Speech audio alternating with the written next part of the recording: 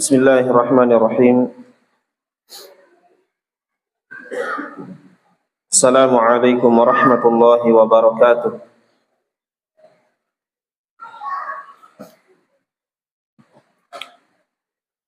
Innal hamdalillah nahmaduhu wa nasta'inuhu wa nastaghfiruh wa na'udzu billahi min shururi anfusina wa min sayyiati a'malina. May yahdihillahu fala mudilla lahu wa may yudlil fala hadiya lahu. Ashhadu an la ilaha illallah wahdahu la syarika lahu wa ashhadu anna Muhammadan 'abduhu wa rasuluh. Ya ayyuhalladzina amanu taqullaha haqqa tuqatih wa la tamutunna illa wa antum muslimun. Ya ayyuhan nasu taqu rabbakumul ladzi khalaqakum min nafsin wahidah wa khalaqa minha zawjaha wa batha minhuma rijalan katsiran wa nisaa'a wattaqullaha alladzi tasaaluna bihi wal arham innallaha kana 'alaikum raqiba. Ya ayyuhalladzina amanu taqullaha wa qulu qawlan sadida yuslih lakum a'malakum wa yaghfir lakum dhunubakum wa may yuti'illaha wa rasulahu faqad faza fawzan 'azima. Amma ba'd, fa inna asdaqal hadithi kitabullah wa khairal hadi hadi Muhammadin sallallahu alaihi wasallam wa syarral umuri muhdatsatuha wa kullu muhdatsatin bid'ah wa kullu bid'atin dhalalah wa kullu dhalalatin finnar.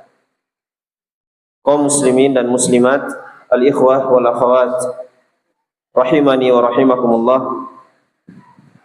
Kembali kita bersyukur kepada Allah Azza wa Jalla yang telah mempertemukan kita di masjid ini, Masjid Al-Imam Al-Bukhari rahimahullah, dalam rangka menjalankan ketaatan kepada Allah Azza wa Jalla, menegakkan kewajiban kita melaksanakan salat maghrib, dan setelah itu insyaallah taala kita akan membahas sebuah buku yang berjudul 10 catatan penting untuk penuntut ilmu. Nah, barakallahu fikum. Maka ini kenikmatan yang sangat besar dari Allah Azza wa Jalla ketika kita dimudahkan untuk menjalankan ketaatan kepada Allah Subhanahu wa taala. Kita diberikan hidayah, diberikan petunjuk oleh Allah Subhanahu wa taala, nikmat yang sangat besar. Barakallahu fikum. Maka yang wajib bagi kita seluruhnya adalah bersyukur pada Allah Azza wa Jalla. La in syakartum la azidannakum wa la in kafartum inna 'adzabi lasyadid. Jikalau kalian bersyukur, maka pasti aku akan tambah, kata Allah Azza wa Jalla. La azidannakum. Apabila kalian kufur, maka sungguh adabku sangatlah pedih. Maka dan diberikan kenikmatan yang sangat besar ini, hendaknya kita bersyukur pada Allah Azza wa Jalla. Barakallahu fikum.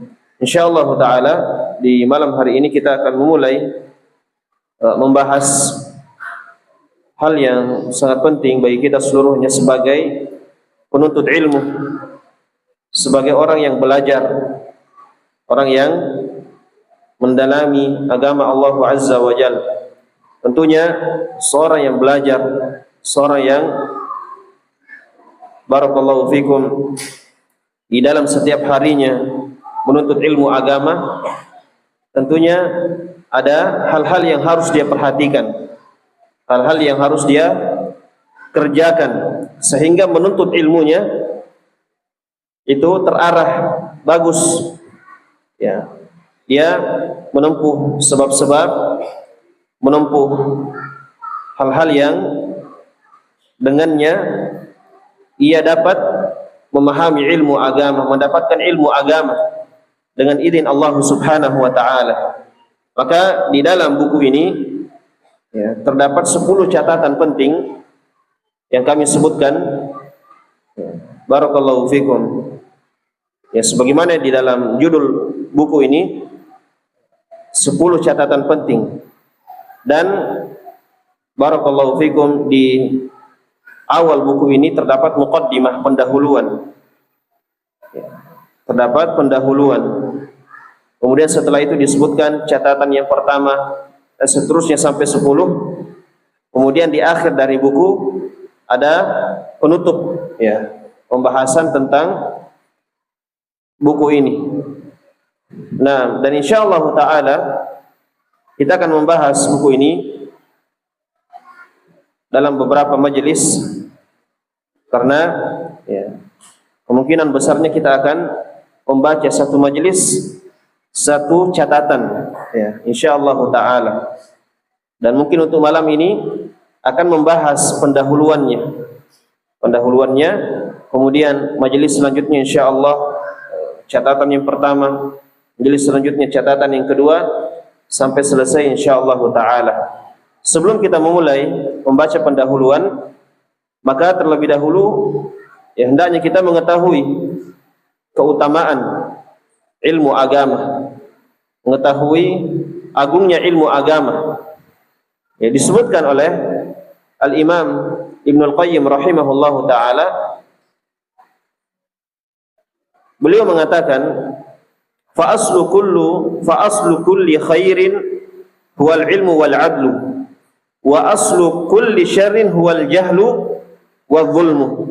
Al-Imam Ibnul Qayyim rahimahullah mengatakan, yang maknanya asal dari setiap kebaikan, asal dari setiap kebaikan. Maknanya kebaikan itu bersumber dari mana? Ya, asal dari setiap kebaikan adalah ilmu dan keadilan. Asal dari setiap kebaikan adalah apa? Ilmu dan keadilan. Maknanya apa? Ya, setiap kebaikan itu bersumber dari ilmu dan keadilan. Ini keutamaan ilmu agama. Ingin mendapatkan kebaikan dunia akhirat, maka dengan ilmu. Demikian pula dengan keadilan. Demikian pula sebaliknya, asal dari setiap keburukan, asal dari setiap kejelekan adalah kejahilan dan kezaliman. Kejahilan dan kezaliman. Ini ya, semakin menunjukkan bahwasanya yang namanya ilmu, yang namanya pengetahuan terhadap agama itu merupakan sebab kebaikan. Ya, bahkan sebab seluruh kebaikan. Demikian pula kebalikan dari ilmu, yaitu kejahilan, kebodohan. Ya, jahil terhadap syariat Allah Azza wa Jalla. Demikian pula kezaliman, menempatkan sesuatu bukan pada tempatnya. Itu adalah asal dari setiap keburukan. Juga disebutkan oleh Al-Imam Ibnul Qayyim rahimahullah, beliau mengatakan, al-ilmu qala Allah qala rasuluhu qala sahabatuhum ulul irfani, hum ulul irfani. Ibnu Qayyim rahimahullahu ta'ala menyebutkan bahwasanya ilmu adalah apa yang difirmankan oleh Allah Azza wa Jalla, apa yang dikatakan oleh Allah Subhanahu wa ta'ala. Demikian pula ilmu adalah apa yang disabdakan oleh Rasulullah sallallahu alaihi wasallam. Demikian pula ilmu adalah apa yang diucapkan oleh para sahabat radhiyallahu anhum. Mereka adalah orang-orang yang memiliki pengetahuan. Ini yang disebutkan oleh Al-Imam Ibnu Qayyim rahimahullahu taala. Ya, tentang ilmu. Yang namanya ilmu adalah firman Allah, sabda Nabi dan ucapan para sahabat radhiyallahu anhum. Demikian pula semakna yang dikatakan oleh Al-Imam Az-Zahabi rahimahullahu ta'ala. Beliau mengatakan, al-ilmu qala Allah qala rasuluhu. Ilmu adalah apa yang diucapkan oleh Allah dan apa yang disabdakan oleh Rasulullah sallallahu alaihi wasallam. Itu bersumber dari Al-Qur'an dan hadis Nabi sallallahu alaihi wasallam. Itu adalah ilmu. Ya, maka apa yang menyelisihi Al-Qur'an dan hadis tidak disebut dengan apa? Dengan ilmu yang benar. Ilmu yang benar adalah firman Allah dan sabda Rasulullah sallallahu alaihi wasallam. Maka ya, kita sebagai penuntut ilmu, orang yang mendalami agama Allah Subhanahu wa taala, hendaknya setiap pembahasannya, setiap masailnya, permasalahannya itu dikembalikan kepada Al-Qur'an dan hadis Nabi sallallahu alaihi wasallam. Karena ulama mengatakan apa?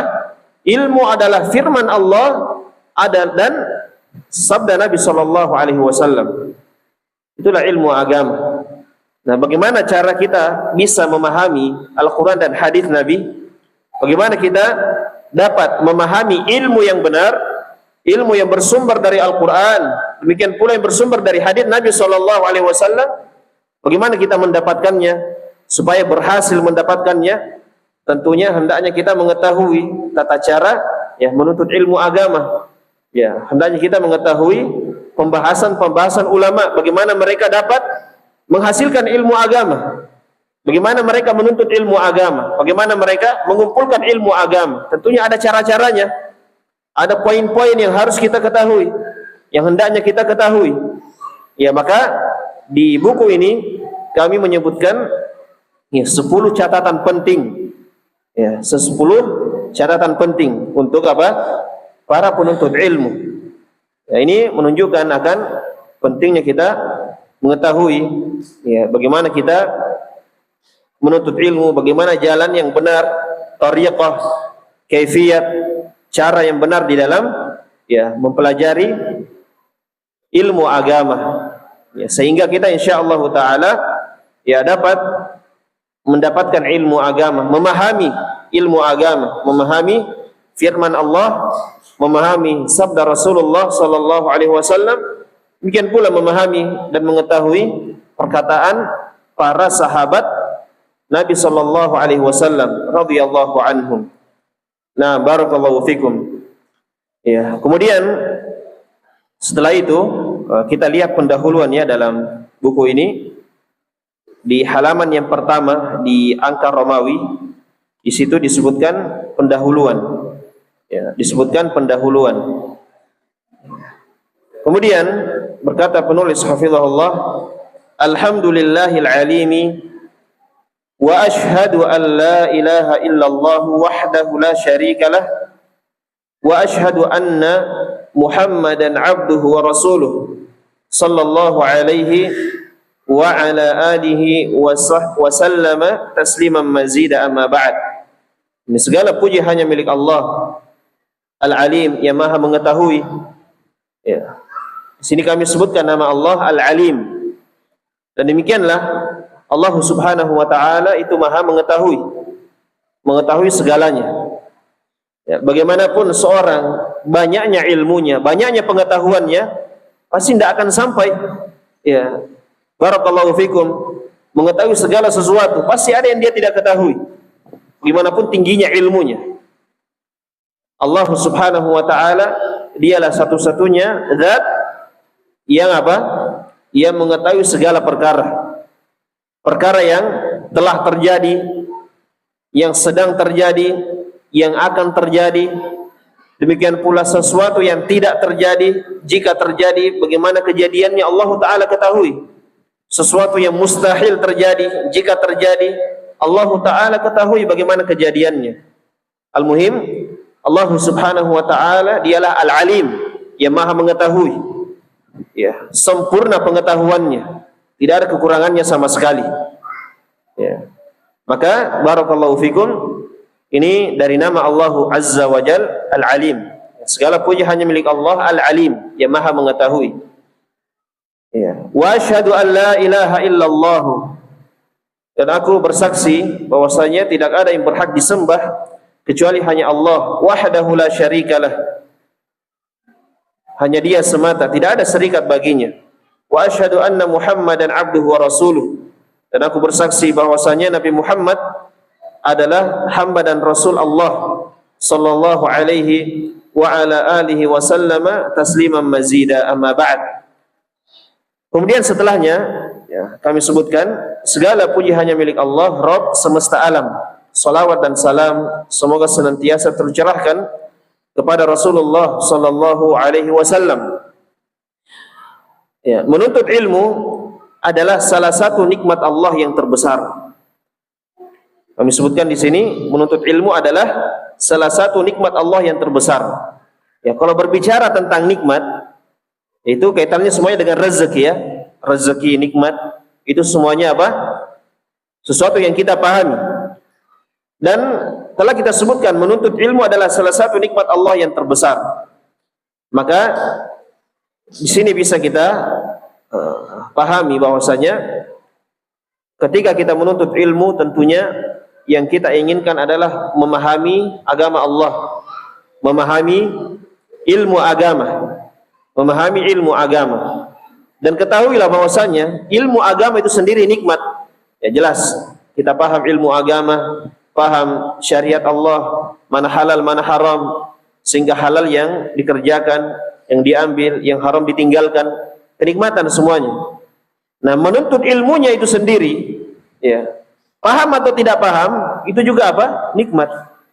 Nikmat dari Allah Subhanahu wa taala. Hadir di majelis ilmu, ya, barakallahu fikum, menuntut ilmu agama, belajar, mendengarkan firman Allah, mendengarkan sabda Rasulullah sallallahu alaihi wasallam, itu semuanya nikmat dari Allah Subhanahu wa taala. Ya. Maka juga ada faedah disebutkan terkait dengan nikmat ilmu. Ya, yang disebut dengan nikmat atau rezeki ya berupa ilmu agama. Maka secara umum kita sebutkan rezeki itu ada dua. Secara global, rezeki itu ada dua. Ya, rezeki ada dua. Ini semuanya kenikmatan. Rezeki ada dua. Yang pertama, ada yang disebut dengan rezeki badan. Ya, rezeki badan. Dan ini biasa disebut dengan rezeki yang umum. Semuanya dapat. Rezeki badan, ya, rezeki yang umum ini semuanya dapat. Mau dia penuntut ilmu, bukan penuntut ilmu, orang yang mukmin, orang yang kafir, orang yang taat, orang yang tidak taat, semuanya dapat yang namanya rezeki badan, rezeki yang umum. Ini umum, semuanya dapat. Seperti apa? Ya, seperti makan dan minum, itu badan, kaitannya dengan badan. Nikmat, merasakan keamanan di suatu negeri. Demikian pula nikmat, ya, udara, semuanya terkait dengan badan. Rezeki badan. Nah, nikmat yang kedua disebut dengan rezeki hati. Disebut dengan rezeki hati. Dan ini disebut dengan rezeki yang khusus. Rezeki hati adalah rezeki yang khusus. Berupa apa? Ya, ulama menyebutkan berupa keimanan dan ilmu agama. Keimanan dan ilmu agama. Ini rezeki yang khusus. Tidak semuanya diberikan, hanya kepada orang-orang khusus saja. Dapat merasakan keimanan, dapat merasakan ilmu agama. Ini rezeki hati namanya. Nah, barakallahu fikum. Jadi, ini faedah yang kita dapatkan, rezeki terbagi dua. Yang pertama rezeki badan. Disebut dengan rezeki apa tadi? Rezeki yang umum. Semuanya dapat, umum. Semuanya dapat. Makan dan minum rezeki badan. Yang kedua rezeki yang khusus. Disebut dengan rezeki hati. Dan ini berupa apa? Keimanan dan ilmu agama. Ya, hanya kepada orang-orang yang khusus yang diberikan oleh Allah Subhanahu wa taala, keimanan dan ilmu agama. Ya, maka yang namanya ilmu agama, kita paham agama Allah Azza wa Jalla, kita beriman kepada Allah, beriman kepada Rasulullah sallallahu alaihi wasallam, beriman bahwasanya ajaran Nabi adalah ajaran yang terbaik. Itu semuanya nikmat yang sangat besar, nikmat yang khusus, tidak semuanya diberikan nikmat tersebut. Maka hendaknya kita semakin bersyukur kepada Allah Subhanahu wa taala. Ya, jangan sampai apa? Nikmat ini dicabut oleh Allah Subhanahu wa taala. Nikmat bisa mengenal petunjuk Nabi sallallahu alaihi wasallam, hendaknya kita jaga hal tersebut.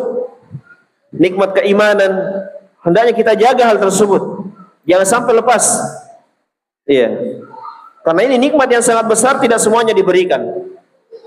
Iya, nikmat yang umum saja kalau kita dapat kemudian lepas, ini apa? Biasa kita sangat menyesal memikirkan hal tersebut. Hilang misalnya hartanya sebagian, ya, hilang sendalnya, tidak dapat makanan misalnya, padahal nikmat yang umum semuanya dapat. Nah, bagaimana lagi kalau nikmat yang khusus? Hendaknya kita lebih jaga. Nah, kalau hilang misalnya, itu jangan sampai perkara yang sangat berharga. Nikmat yang khusus berupa ilmu dan keimanan kepada Allah Azza wa Jalla bisa menjadi sebab kita selamat di akhirat. Adapun nikmat yang umum, iya, barakallahu fikum, makan dan minum, itu belum tentu apa? Menjadi sebab kebaikan kita di akhirat. Bahkan tidak dibawa harta itu di akhirat. Yang kita akan bawa adalah amalan saleh kita.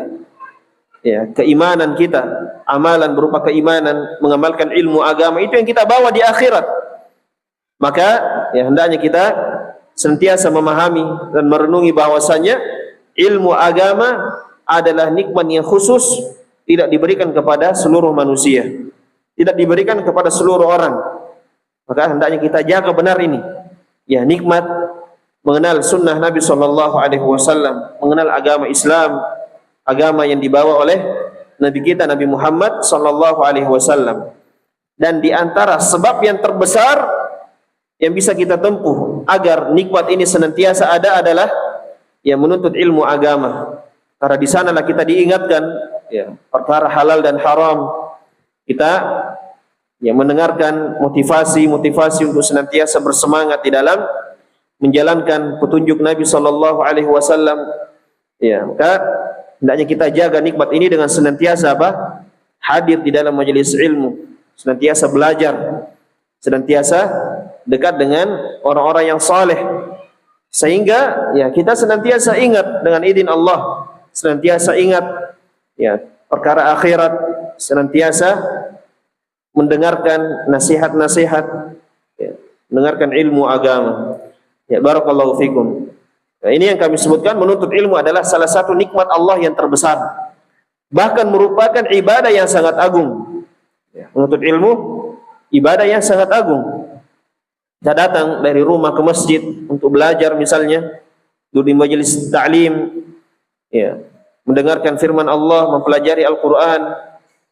Ini ibadah yang sangat agung, yang sangat besar. Ya, bahkan apa?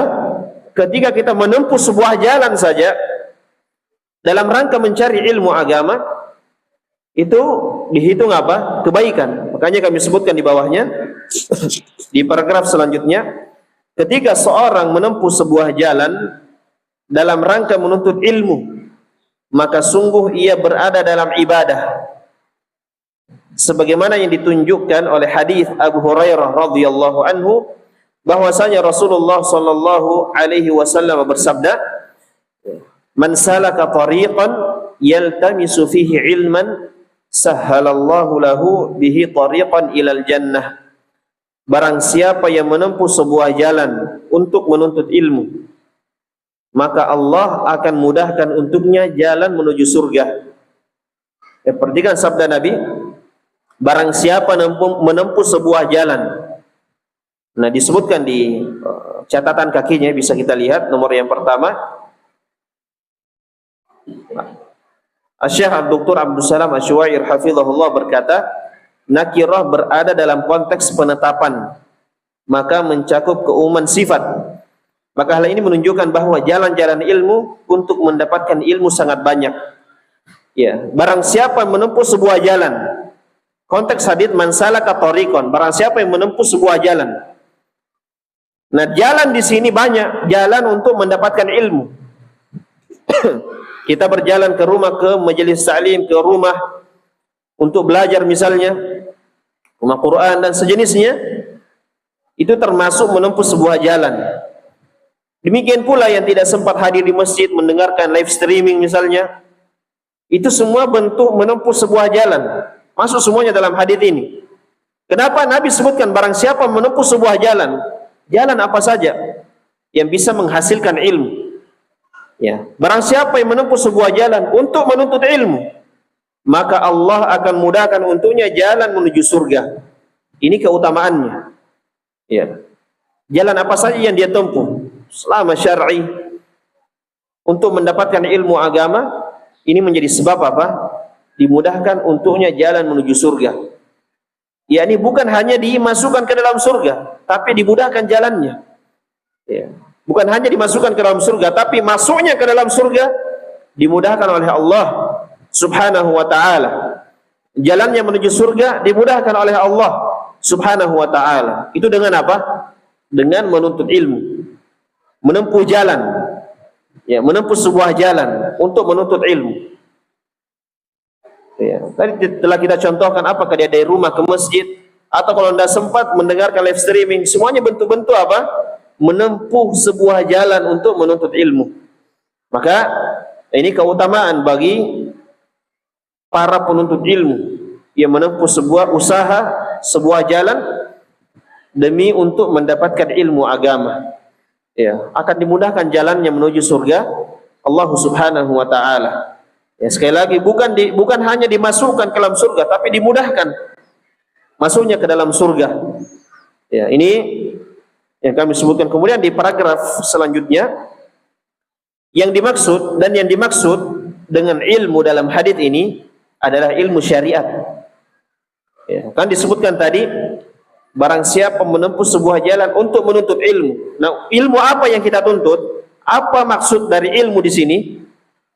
Ya, maka kami sebutkan yang dimaksud dengan ilmu dalam hadis ini adalah ilmu syariat. Ilmu syariat. Nah, sekarang kalau ada yang bertanya, apa itu ilmu syariat yang kita tuntut, yang kita ingin mendapatkannya? Nah, kami sebutkan setelahnya, dan definisi ilmu syariat sebagaimana yang disebutkan oleh Al-Allamah Asy-Syaikh Muhammad bin Shalih Al-Utsaimin rahimahullahu taala. Jadi kami sebutkan perkataannya Asy-Syaikh Muhammad bin Shalih Al-Utsaimin. Ya. Terkait dengan definisi apa yang dimaksud dengan ilmu syariat. Ya. Kemudian di buku ini setiap nama ulama yang kami sebutkan itu kami sebutkan dari biografi atau tahun lahirnya atau kapan wafatnya. Seperti misalnya kami sebutkan Syekh Muhammad bin Shalih Al-Utsaimin. Itu di nomor 3, wafat pada tahun 421 Hijriyah. Wafat pada tahun 421 Hijriyah. Nah, berarti beliau wafat sekitar 46 tahun yang lalu, atau 26 tahun ya, afwan. Sekitar 26 tahun yang lalu.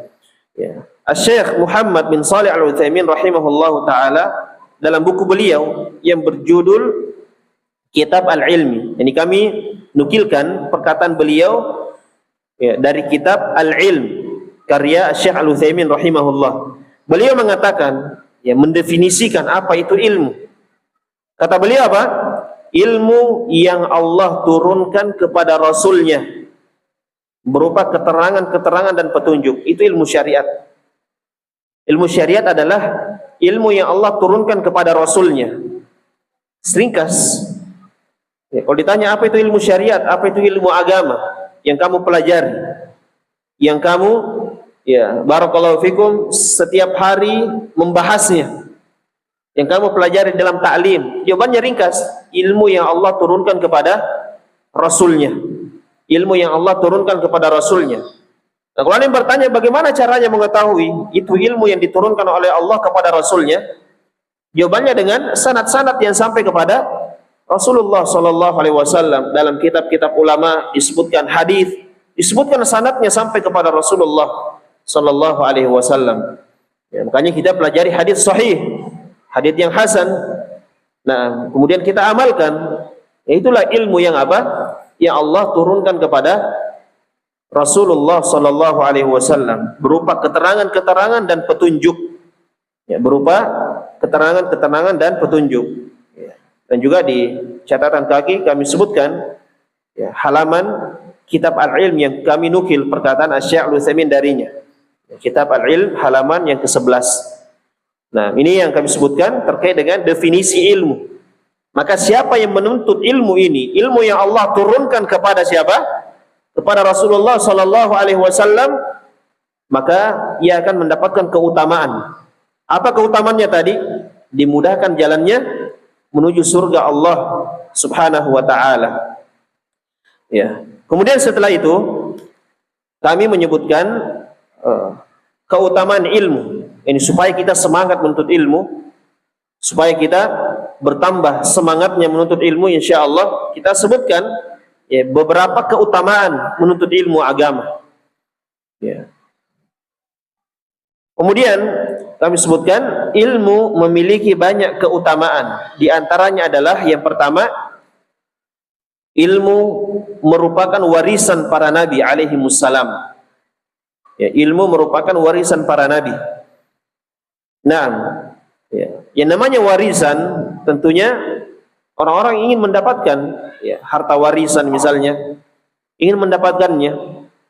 Bahkan ya, saking rakusnya kepada harta warisan, sebagian manusia melakukan kezaliman, ya, melakukan kejahatan supaya dapat harta warisan tersebut. Ya, ini perkara dunia. Barakallahu fikum. Mereka bersemangat mendapatkannya. Maka ketahuilah ilmu itu merupakan warisan para nabi. Ya, warisannya orang-orang yang mulia, para nabi, manusia yang termulia. Manusia yang termulia. Ini warisannya, ilmu agama.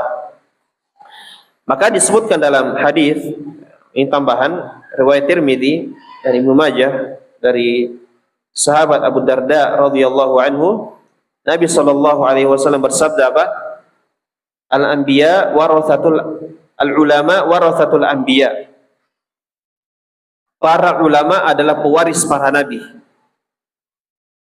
Wa innal anbiya, dan sesungguhnya para nabi, lam yuwarrithu dinaran wala dirhaman, tidak mewariskan dinar dan dirham. Innama warathul ilm, sungguhnya para nabi itu hanya mewariskan ilmu agama. Ini dalilnya. Para nabi hanya mewariskan ilmu agama. Berarti ilmu agama adalah warisan para nabi. Faman akhadahu akhadha bihadzin wafir. Barang siapa yang mengambil warisan tersebut, maka dia telah mengambil bahagian yang sangat banyak. Mengambil bagian yang sangat banyak. Ini keutamaan. Ya, hendaknya kita berusaha, bersemangat di dalam mencari warisan tersebut, mendapatkan warisan tersebut. Ya, warisan para nabi alaihimus salatu wassalam. Kemudian yang kedua yang kami sebutkan dari keutamaan ilmu, ilmu yang bermanfaat merupakan sebab seorang terus-menerus mendapatkan pahala. Ini sebab kita terus-menerus dapat pahala ketika kita hidup atau ketika kita meninggal. Ya, sudah wafat, meninggalkan kehidupan dunia, roh kita sudah dicabut, tetap kita mendapatkan pahala terus-menerus disebabkan karena ilmu. Ya, dalilnya mana? Ya. Ya, dalil yang masyhur, Nabi sallallahu alaihi wasallam bersabda, "Idza matal insan inqata anhu amaluhu illa min thalathatin." Jika manusia telah meninggal, maka seluruh amalannya terputus. Tidak dapat lagi pahala, sudah meninggal tidak ada lagi apa? Dapat pahala, tidak terperbaharui pahalanya. Kecuali tiga hal yang disebut oleh Nabi. Yang pertama apa? Sedekah jariyah. Yang kedua, ilmu yang bermanfaat. Ini titik pendalilannya. Kemudian yang ketiga, anak yang soleh yang mendoakan untuk orang tuanya. Ya. Maka yang kedua Nabi sebutkan adalah ilmu yang bermanfaat. Ya, ilmu yang bermanfaat. Terputus amalannya semua manusia. Tapi kalau ada ilmu yang bermanfaat untuk manusia, dia sebarkan ilmunya, orang lain mengamalkan amalan, menjalankan syariat disebabkan karena dia sebarkan ilmu, walaupun dia telah meninggal, dia tetap terus-menerus akan mendapatkan pahala. Ini dahsyatnya ilmu agama. Ya, dahsyatnya ilmu agama. Ya. Kita ajarkan anak-anak mengaji misalnya, sehingga dia pandai mengaji, dia baca dalam sholatnya nantinya, anak tersebut dapat pahala, kita yang dikubur juga dapat pahala. Karena kita menjadi sebab dia apa? Mengetahui ilmu. Ya, kita ajak orang pergi ke masjid misalnya, ya, sehingga dia menjadi orang yang salat disebabkan karena ilmu kita. Nah, kita sebarkan sunnah Nabi SAW, petunjuk Nabi dengan lisan kita, dengan media kita, buku kita. Demikian pula dengan internet, media sosial dan seterusnya dari media-media dalam menyebarkan ilmu agama. Orang dapat hidayah disebabkan karena ilmu yang kita sebarkan. Maka apa? Kita juga terus menerus insyaallah taala mendapatkan pahala, mendapatkan balasan, ganjaran dari Allah Azza wa Jalla selama ilmu kita bermanfaat bagi orang lain. Selama ilmu kita bermanfaat. Maka ini yang kedua, ilmu yang bermanfaat merupakan sebab seorang terus menerus mendapatkan pahala. Kemudian keutamaan yang ketiga, ibadah seorang hamba tidaklah benar dan tidak akan diterima kecuali jika ibadahnya dilandasi dengan ilmu. Ya, ini yang ketiga. Ibadah kita tidak akan benar, tidak akan diterima kecuali apa? Dilandasi dengan ilmu. Harus ada ilmunya. Dalam Al-Quran atau dalam hadis Nabi harus ada ilmunya yang bersumber dari petunjuk Nabi SAW. Nah, kalau ada yang beribadah, ada yang beramal, tapi tidak ada landasannya dari sunnah Nabi, dari petunjuk Nabi SAW, berarti dia asal-asalan dalam beramal, dalam beribadah. Ini tidak akan diterima ibadahnya, tidak akan diterima ibadahnya. Maka ini keutamaan yang sangat besar, yang mana ilmu ini adalah barakallahu fikum kaitannya dengan ibadah, bahwasanya ibadah seorang hamba tidaklah benar dan tidak akan diterima kecuali jika ibadahnya dilandasi dengan ilmu. Ya, dilandasi dengan ilmu. Ilmu apa yang dimaksud di sini? Ya, kembali tadi kepada perkataan Syekh Al-Utsaimin, ilmu yang Allah turunkan kepada Rasulnya. Ya, kemudian seterusnya kami sebutkan dan seterusnya dari keutamaan ilmu. Ini masih banyak keutamaan ilmu. Ya, kalau kita kumpulkan mungkin bisa menjadi kitab yang lain. Ya, bisa menjadi pembahasan yang tersendiri. Tapi ini hanya penyebutan sebagian kecil dari keutamaan ilmu agama. Ya. Kemudian setelahnya kami sebutkan, kemudian di antara sebab terhasilkannya ilmu adalah menuntut ilmu dengan etika, adab dan metode yang baik dan benar. Nah, setelah kita mengetahui keutamaan ilmu itu apa, beberapa keutamaan ilmu telah kita ketahui, berarti apa? Ya, insyaallah taala ini bisa menjadi sebab kita bersemangat untuk menuntut ilmu. Sebab kita bersemangat untuk menuntut ilmu. Ya, maka kita beralih ke berikutnya. Ada pertanyaan, bagaimana supaya kita dapat ilmu tersebut yang sangat banyak keutamaannya? Bagaimana caranya? Bagaimana ilmu ini bisa terhasilkan? Kita ketahui. Nah, itu faedahnya. Kita sebutkan apa? Keutamaan terlebih dahulu supaya orang bersemangat untuk bisa mendapatkan ilmu. Nah, sekarang muncul pertanyaan, bagaimana supaya bisa dapat ilmu, terhasilkan ilmu? Maka kami sebutkan setelahnya, di antara sebab terhasilkannya ilmu adalah menuntut ilmu dengan etika, dengan adab dan metode yang baik dan benar. Ya, kalau kita tempuh etika, adab dan metode yang baik dan benar, itu sebab terhasilkannya ilmu agama. Maka setelahnya kami sebutkan, oleh karena itu penuntut ilmu seyogyanya beretika, beradab dan menempuh metode yang baik dan benar ketika menuntut ilmu. Ya, ketika menuntut ilmu. Kemudian setelahnya kami sebutkan buku yang berjudul 10 catatan penting untuk penuntut ilmu yang berada di hadapan para pembaca merupakan uraian beberapa hal yang sangat penting yang semestinya tidak terlepas dari penuntut ilmu, yang hendaknya selalu melekat pada penuntut ilmu. Ya, dan di akhir seluruh catatan kami menyebutkan perkataan ulama yang berkaitan dengan judul catatan. Yani sebelum kita berpindah ke catatan berikutnya, ya, di akhir dari catatan kami sebutkan perkataan ulama terkait dengan judul catatan yang kita bahas. Ini maknanya ya, yang kami kumpulkan dari 10 catatan ini ya, juga telah dibahas oleh ulama yang terdahulu, ulama-ulama yang lainnya. Ini bukan diambil dari kantong pribadi atau diambil dari apa? Dari hawa nafsu, tapi memang pembahasannya juga dibahas oleh ulama yang terdahulu, ulama yang telah mendahului kita. Ya, barakallahu fikum. Makanya ya, ini penting ketika kita menyebutkan sebuah pembahasan, sebuah ilmu, hendaknya hal tersebut sudah dibahas oleh para pendahulu kita. Jangan sampai kita memunculkan sebuah ilmu atau pembahasan tapi apa? Tidak ada dasarnya, tidak pernah dibahas oleh ulama terdahulu. Ini sangat berbahaya. Jangan sampai kita menyampaikan sebuah ilmu yang bertentangan dengan ya petunjuk Nabi Shallallahu Alaihi Wasallam, atau berkata atas nama Allah ya tanpa adanya bukti, atau ya berkata barakallahu fikum tanpa dilandasi dengan ilmu agama. Maka ya, di akhir dari setiap catatan kami menyebutkan perkataan ulama yang berkaitan dengan judul catatan. Misalnya catatan yang pertama tentang keikhlasan, maka sebelum berpindah ke catatan kedua kami sebutkan ya perkataan ulama terkait dengan keikhlasan. Demikian pula selanjutnya ketakwaan dan seterusnya dari hal-hal yang kami sebutkan. Kemudian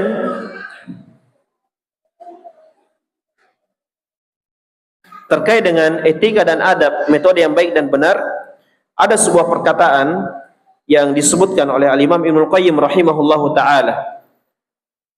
Ya, beliau mengatakan terkait dengan adab ini, kata beliau, adabul mar'i unwanu sa'adatihi wa falahihi. Adab seseorang adalah lambang kebahagiaan dan kemenangannya. Ya, adab seorang adalah lambang kebahagiaan dan kemenangannya, keberhasilannya. Ini berarti penuntut ilmu kalau dia beradab, berarti apa? Itu adalah tanda lambang kebahagiaan dan kesuksesannya, keberuntungannya. Demikian pula sebaliknya, kata beliau, wa qillatu adabihi, dan sedikitnya adab seseorang itu merupakan lambang tanda ya syaqawah, kegagalannya, kebinasaannya, kegagalan dan kebinasaannya.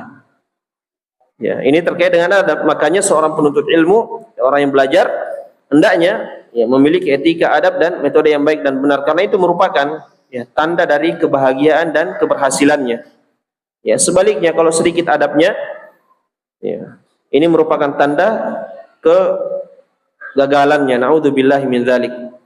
Ya, semoga Allah Azza wa Jalla memberikan kita keberhasilan ya di dunia dan di akhirat, dan memperbaiki keadaan-keadaan kita seluruhnya, dan memberikan kita keistiqomahan.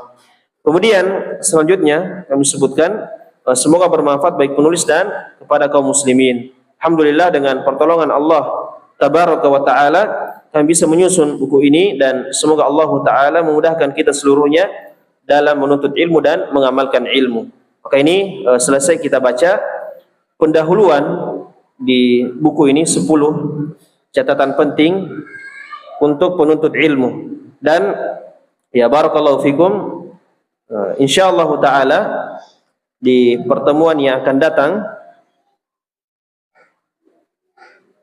kita akan masuk membahas catatan yang pertama yang terdapat dalam buku ini ya. Ini kita akhirkan insyaallah taala di pertemuan yang akan datang. Wallahu a'lam bishawab. Semoga apa yang kita dengarkan di malam hari ini, yang kita bahas di malam hari ini, bermanfaat bagi kita seluruhnya, dan semoga Allah Subhanahu wa taala senantiasa berikan kita keistiqomahan ya dalam belajar, dalam mengamalkan ilmu agama, sehingga insyaallah taala kita diberikan kebaikan oleh Allah Subhanahu wa taala. Nah, ya, sebelum kita tutup mungkin ada pertanyaan. Masih ada waktu.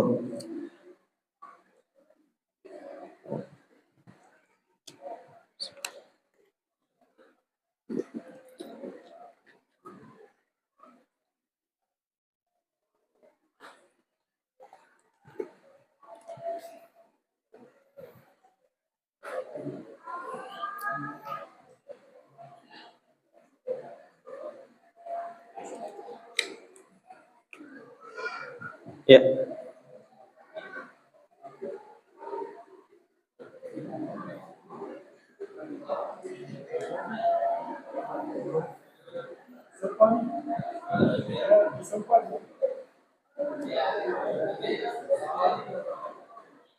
Ya. Assalamualaikum.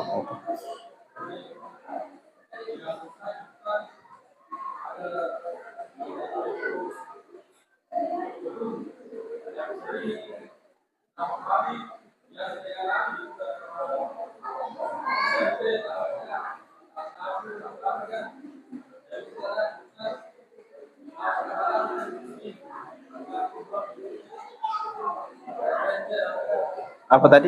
Tidak terlalu jelas. Sini.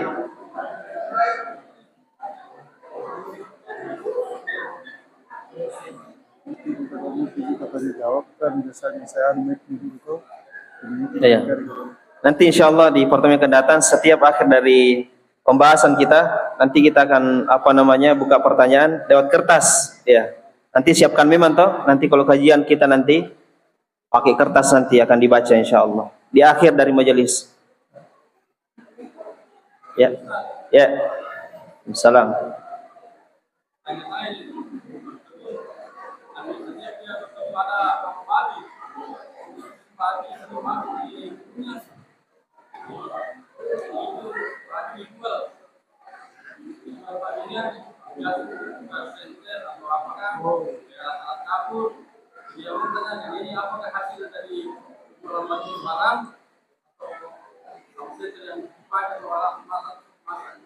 Yang punya babi siapa?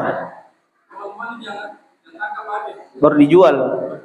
Kenapa ndak dibunuh saja? Hah? Ya. Ndak bisa, ndak boleh.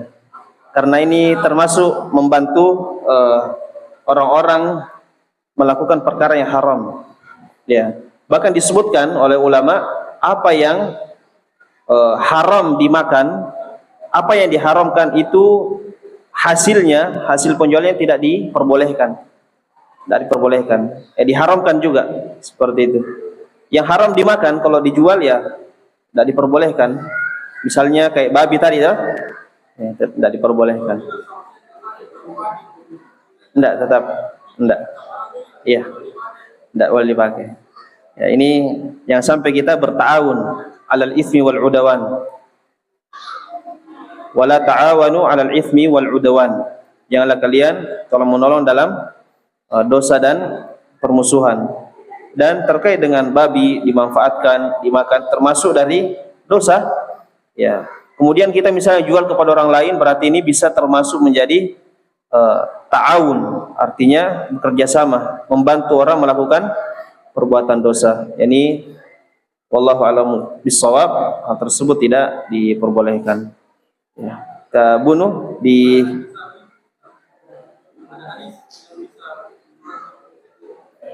hadisnya. Nanti insya Allah saya kirimkan. Ada di grupnya beliau? Hah?